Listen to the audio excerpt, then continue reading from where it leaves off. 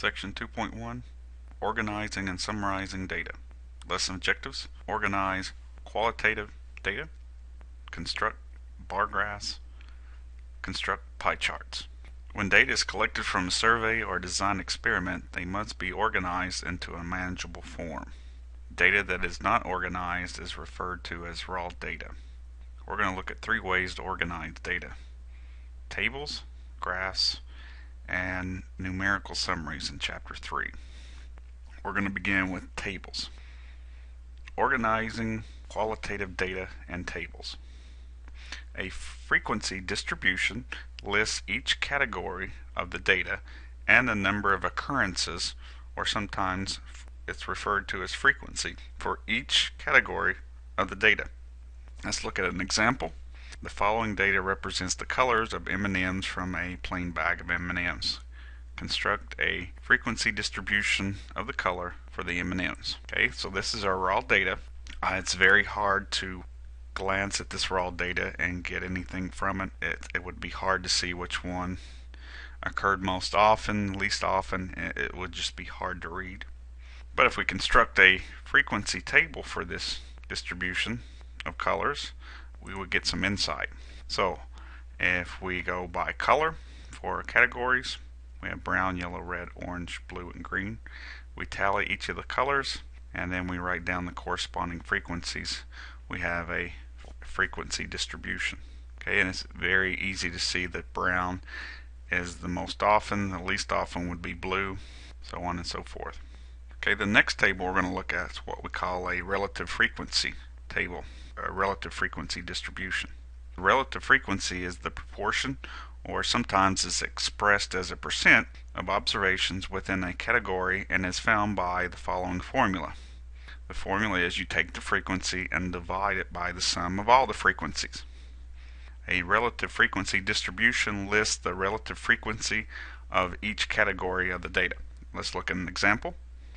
If we take our frequency table for colors of M&Ms, we can extend the table to include a relative frequency by first summing all the frequencies of all the colors, which turns out to be 45, and then dividing each frequency by that sum of frequencies, 45. So 12 divided by 45 is about 0.2667.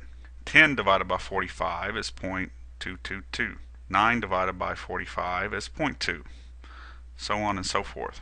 Now these also can be expressed as percents. So for example, orange is about 13%. Blue would be almost 7%.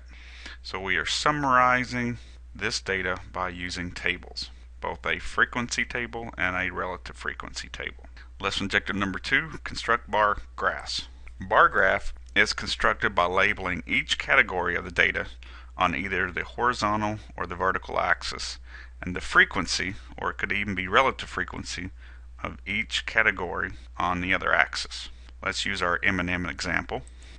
First we will do a frequency bar graph, and then we'll do a relative frequency bar graph.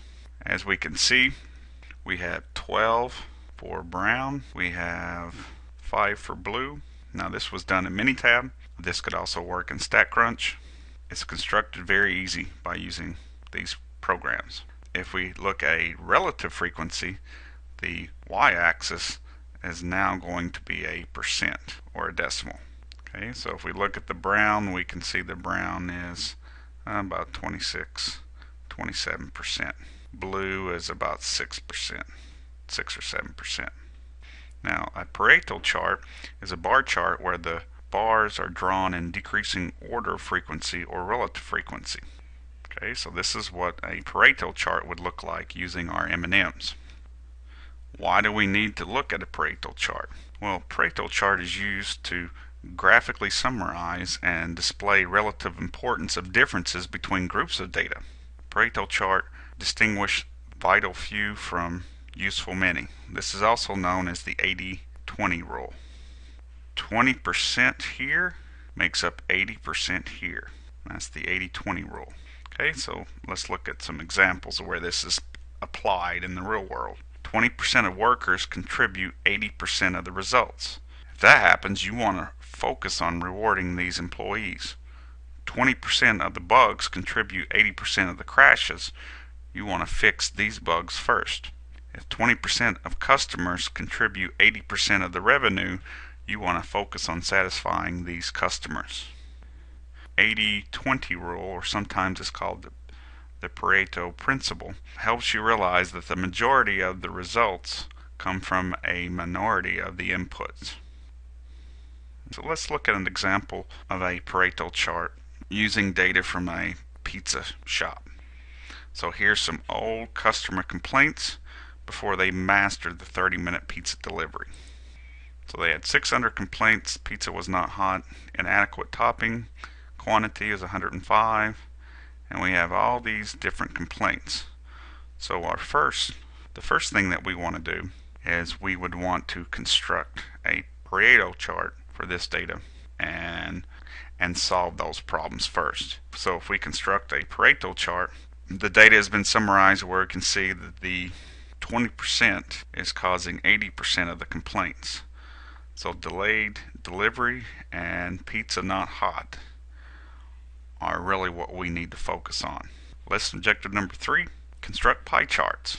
Okay, a pie chart is a circle divided into sectors, and each sector represents a category of the data. The area of each sector is proportional to the frequency of the category. A pie chart lets us see one category in relation to the whole. So this is a pie chart that's constructed in Minitab for the colors of M&Ms, and we can see here that brown is the largest. The next largest is yellow. Now it is colored in green, but that's just the color Minitab picked. Okay, red would be the next, and we can see the corresponding percentages. So here's the reading and suggested problems from the book. Please note that you are to use Minitab and StatCrunch for all problems involving data graphs or diagrams.